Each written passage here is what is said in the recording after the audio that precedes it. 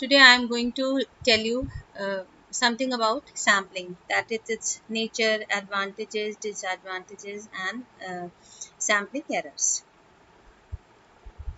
Before going to understand about sample, we should know the basic concepts of sampling.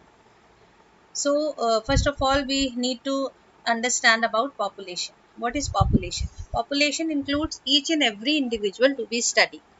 For example, if we want to study something upon the students of DAV College, the whole population of DAV College would be served as the population. For example, if the number of students in DAV College is 10,000, then all the 10,000 students would contribute to the population. This is known as the population. So each and every individual of the group which has to be studied for the research is known as the population. Second thing is sample. Sample is the representative part of the population. That is, when we select some individuals from the population, this is the population, this is the sample. When we select some individuals from the population, this is known as the sample. And for example, if the population of DAV college is 10,000, and among these 10,000 we have selected only 200 students, then these 200 students would contribute as the sample of the study. Now comes the question, what is sampling? Sampling is the process of selecting a representative group of individuals from the population. For example, this is the population, and the process through which we select these limited number of individuals from this whole population known as the process of sampling. Now, what is importance of sampling? Why do we select some representative group of individuals from the population? Why don't we study the whole population? So what is the importance and what is the need of sampling? Sampling is convenient and time saving because it is difficult and time consuming to study the whole population of 10,000 people rather than studying 200 students. So it is convenient and time saving. Large population can also be studied through sampling, because if it is not possible to study 10,000 students, but it is very much possible to study 200 or 100 student of the college.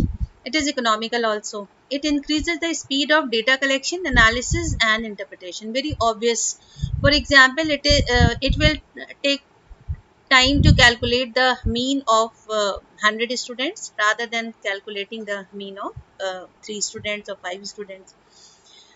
So the results found are more accurate. Accuracy will be increased because the sample is less, and so there is less probability that mistakes would occur. Better rapport is established with the participant.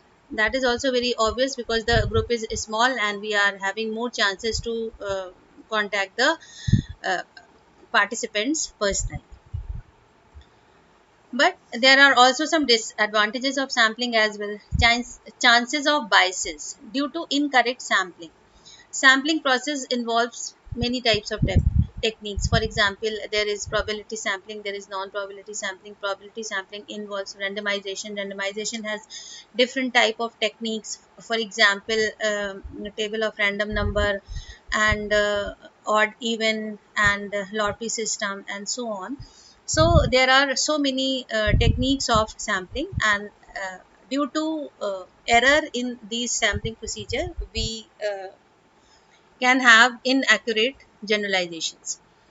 And it also needs expertise. Sampling procedure needs a lot of knowledge, training, and experience. If the researcher is not knowledgeable and is not trained to uh, draw a representative sampling from the population, that would adversely affect his generalization. Too small population. Sometimes the population is too small to draw representative sampling. For example, if there is a population of only 100 people, and that population is too heterogeneous that we are not able to choose a representative sample from that small and heterogeneous population. In that case, also it would be adversely affect the generalization power of our results. Now, what is the criteria of good sampling? There are so many criteria. For example, a sample must be representative of the population. When we talk about sampling, representativeness is the key word. If the sample is not representing the population, the statistical inferences drawn from the sample would not represent the population, and the generalization would not be so precise and would not be so accurate. So the sample must be representative of the population. Second, it should be of accurate size. It should neither be too small nor be too large to study. Third, it should be free from random sampling error. As I told you previously, there are so many randomization technique which needs a lot of knowledge and expertise. So if some mistake has occurred, it would adversely affect our power of generalization.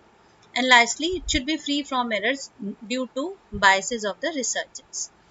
Now, there are so many sampling errors also occur during the process of sampling. These are, first of all, we have to understand what is sampling error.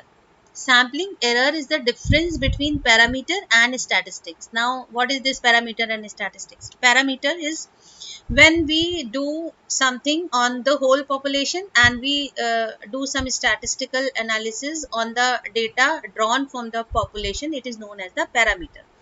That is when the results are obtained from studying the whole population, those calculations are known as the parameter. And what is a statistic? Is the measure based upon the sample. When we study a representative group of individuals from the population, and when we do some statistical technique upon the data derived from the sample, all the calculations and all the statistical inferences are known as the statistics. Now, what is the statistical inferences? When results obtained from a limited number of individuals, what is limited number of individuals? That is, this sample are applied to a larger number, that is population, is called statistical inferences. In simple word, when we obtain, when we generalize the result obtained from the sample to the population, it is known as the statistical inference. Now comes the question of sampling errors. Sampling error is inversely related to statistical inferences. The higher the sampling error, the poorer the statistical inferences. That is, if the sampling is not done properly, and if the sample is not representing the population, the statistical inferences would not represent the whole population, and the generalizations based upon those statistical results would not be very precise and accurate. The amount of sampling error depends upon two factors. First is the variability in the population. If the nature of the population is not stable and tends to vary, it would affect the representativeness of the sample. It means sometimes it happens that the population is not stable in the sense that people keep going from the one place to another, and the another people come to that place. In this way, the population is getting varied and it is not stable. In that case, the sample drawn from the original population will not be representative of the present population. So variability in the population adversely affect the generalization of the results. Second is the size of the sample. The larger the sample, the smaller would be the error. Larger the sample means the closer the sample to the population, the smaller would be the errors, and the more precise would be the statistical inferences.